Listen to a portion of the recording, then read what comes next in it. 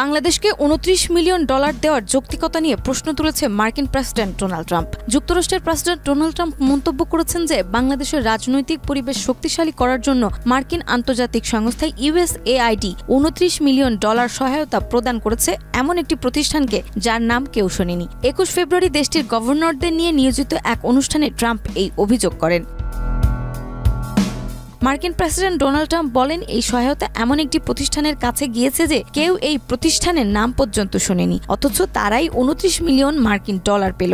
একনল hand wash 100% paraben free, তাই নিরাপদ হাতের জন্য আস্থা রাখুন একনলে। তারা চেকও গ্রহণ করলো। এটি কল্পনা করা যায়? সাধারণত ছোট প্রতিষ্ঠানগুলো এখান থেকে $10,000 ওখান থেকে $10,000 পেয়ে কাজ চালিয়ে যায়, কিন্তু তারা মার্কিন প্রশাসনের কাছ থেকে পেয়েছে $29 মিলিয়ন, অথচ ওই প্রতিষ্ঠানে মাত্র 2 জন কর্মী রয়েছে। আমি মনে করি তারা খুবই খুশি, খুব ধনী হয়ে গেছে। আমার বিশ্বাস এমন অসাধারণ কাজ করার জন্য খুব শীঘ্রই তারা নামকরা কোনো বিজনেস ম্যাগাজিনের কাভারে আসবে।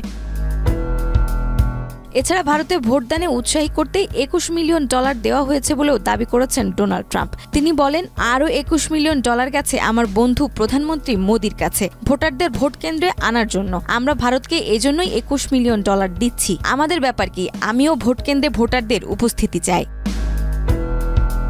মার্কিন প্রেসিডেন্ট আরও বলেন, $20 মিলিয়ন রাজস্ব ফেডারিলিজমের জন্য, $19 মিলিয়ন নেপালের জীববৈচিত্র্য সংরক্ষণের জন্য, $47 মিলিয়ন এশিয়ার শিক্ষার মান উন্নয়নের জন্য। যুক্তরাষ্ট্রের বৈদেশিক সহায়তা সংস্থা USAIDর কার্যক্রম স্থগিতের পর ভারতসহ বিভিন্ন দেশের নানা কর্মসূচিতে সংস্থানটির অর্থায়ন বাতিলের কথা গত সপ্তাহে জানান ইলন মাস্কের নেতৃত্বাধীন যুক্তরাষ্ট্রের সরকারি দক্ষতা বিষয়ক বিভাগ। এরপর অর্থ নিয়ে এই মন্তব্য করেন প্রেসিডেন্ট ডোনাল্ড ট্রাম্প।